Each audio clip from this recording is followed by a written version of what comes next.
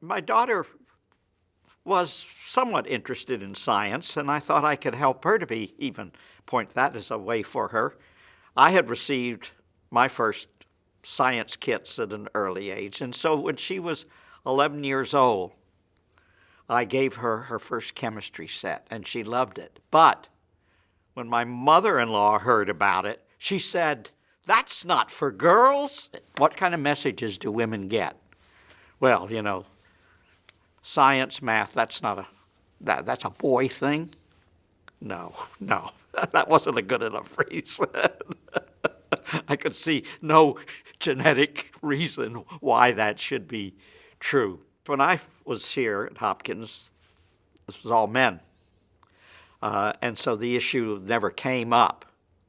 But with time, of course, Hopkins became co-ed, and I visited the Hopkins campus. And of course, I had not been around in many years, and I was looking, okay, gee, now it's a co-ed campus, isn't it?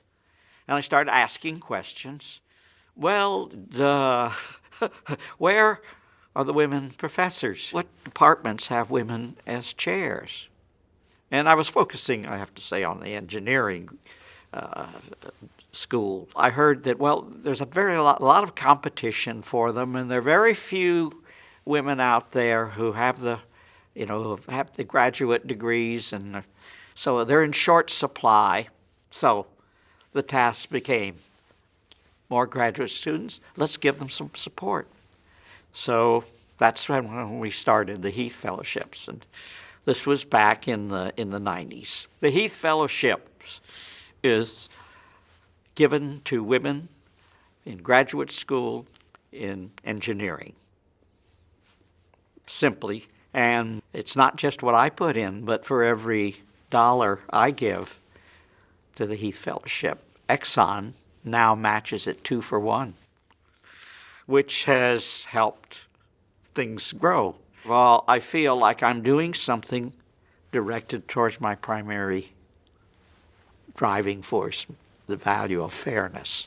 So that's something that I've always heard from my dad. In other words, today we'd speak of it as equality and justice.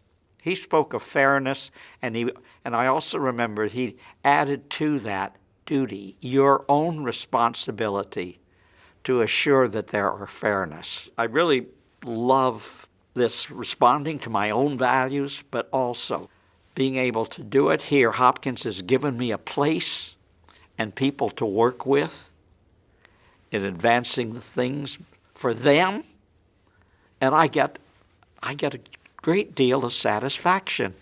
And how many women do we have on the faculty now? And it's growing, so we're going in the right direction.